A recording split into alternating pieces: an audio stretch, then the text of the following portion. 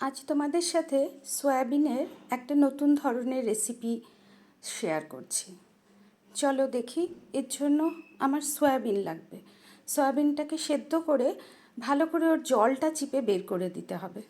আমি সবগুলো সয়াবিনকেই জলটা ভালো করে চিপে বের করে নিয়ে কিছু সয়াবিন আমি এরকম একটু টুকরো ফর্মে কেটে নিচ্ছি। আমি রান্নাঘরের এই কাঁচিটা রান্নাঘরের কাজ পারপাসেই এরকম রাখি, আমার খুব সুবিধা হয়। এবার তোমাদের যেমন সুবিধা তোমরা এটাকে চাকু দিয়েও কেটে নিতে পারো, মানে এরকম ছোট ছোট একটু চাংস ফর্মে কেটে নিতে হবে। আর কিছু সয়াবিন আমি একটু মিক্সিতে শুকনো এরকম মানে জল ছাড়া এটাকে জাস্ট একবার ঘুরিয়ে নেব, বেশিও না। মানে এতে কী হবে, একটু গুঁড়ো গুঁড়ো মতন হবে, কিন্তু মিহি পেস্ট হবে না এটাতে। মানে যতটা আমি সয়াবিন নিয়েছি তার হাফটা আমি ওরকম কুচিয়ে নিলাম আর হাফটা এরকম করে নিলাম। হয়ে গেছে, সয়াবিনটা আমার ওইভাবে রেডি করা হলো। এবার এটার জন্য আমি একটা মশলা রেডি করছি। এর জন্য আমি ওই যে মিক্সির জারেই আমি সয়াবিনটাকে বাটলাম ওর মধ্যেই আমি একটু সাদা তিল, শুকনো খোলে ভাজা সাদা তিলকে আগে ঘুরিয়ে নিলাম একটু, মানে ওটা শুকনো গুঁড়ো হয়ে গেল। তারপরে এর মধ্যে আমি কিছুটা রসুন দিলাম আর কিছু কাঁচা লঙ্কাই পেকে লাল হয়ে গেছে সেরকম লঙ্কা আর সর্ষে দিয়ে একটা ফাইন পেস্ট করে নিলাম। মানে এটা তিল, সর্ষে, রোস্টেড সাদা তিল, সর্ষে, রসুন আর কাঁচা লঙ্কার পেস্ট। এবার এর মধ্যে আমি একটু ফ্রেশ নারকেল কোড়া অ্যাড করলাম, দিয়ে এটা একটা ভালো মিক্সচার মানে মশলা একদম মিহি করে বাটা রেডি হয়ে গেল। এই মশলাটা আমি ওই সয়াবিনের মধ্যে অ্যাড করে দিলাম আর একটু পেঁয়াজ অ্যাড করব, তাই পেঁয়াজটাকে আমি একটু ছোট ছোট করে কুচিয়ে নিয়েছি, সেটা একটু দিলাম। পেঁয়াজটা একটু বেশিই দিয়েছি। আর এবার স্বাদ মতন আমি একটু মিষ্টি দিচ্ছি আর নুন আর একটু হলুদ গুঁড়ো দিলাম। দিয়ে এবার এটার মধ্যে আমি আজকে একটু কাঁচা আম ব্যবহার করব এই রান্নাটায়, তাই কাঁচা আম একটা এই সাইজের আম গোটাটাই আমি দিয়েছি। এটা খোসা ছাড়িয়ে গ্রেট করে নিয়েছি। এবার এই গ্রেট করতে গিয়ে কিছু কিছু আমের টুকরো এই যে দেখতে বুঝতে পারছো ওগুলো আর গ্রেট হচ্ছে না অত ভালো, টুকরো ফর্মেই আমি দিয়ে দেবো, কোনো অসুবিধা হবে না তাতে। দিয়ে ওই গোটা আমটা ওই সাইজের পুরোটাই দিয়েছি। এবার সর্ষের তেল দিলাম, একটু কাঁচা সর্ষের তেল, প্রায় 2 টেবিল স্পুন মতন কাঁচা সর্ষের তেল দিয়ে এটাকে খুব ভালো করে মেখে নিতে হবে।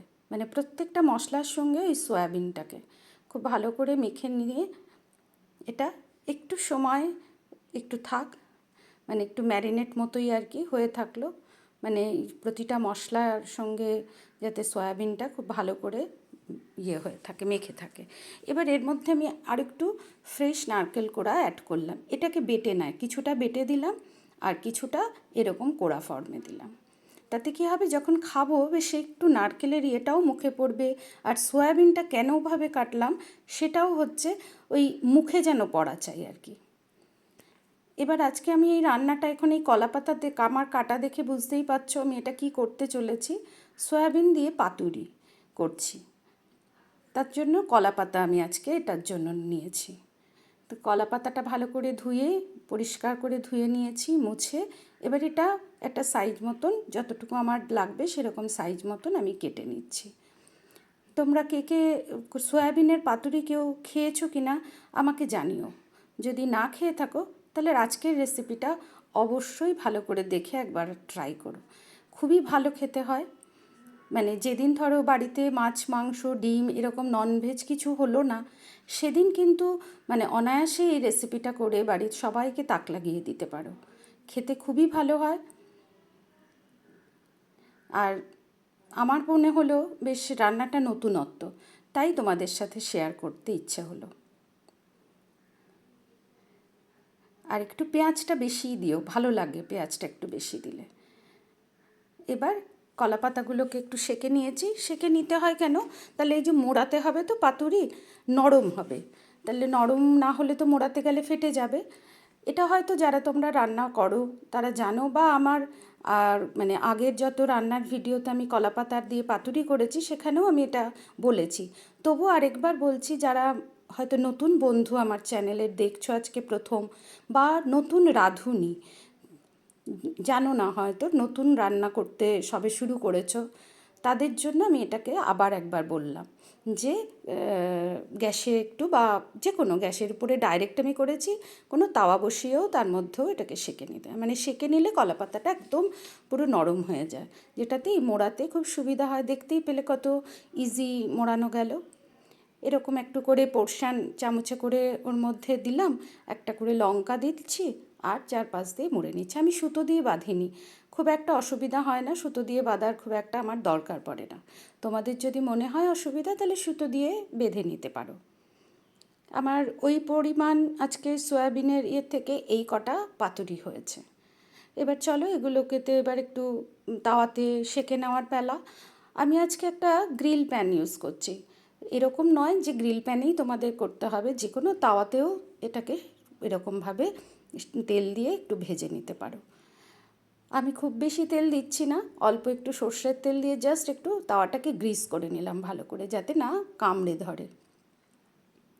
এবার সবকটা পাতুরিকে এর মধ্যে সাজিয়ে একটু উল্টে পাল্টে বেশ হালকা পোড়া পোড়া একটু কালার আসবে, ব্রাউন মতন, ব্যাস তখনই পাতুরি রেডি হয়ে যাবে। পাতুরি মানেই সাদা ভাত, এছাড়া আর কিছু ভাবাই যায় না। সাদা ভাতের সঙ্গে খেতেই ভালো লাগে।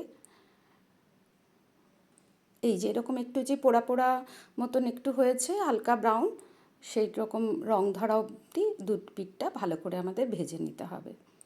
খুবই চটপট হয়ে যায় একটা রান্না।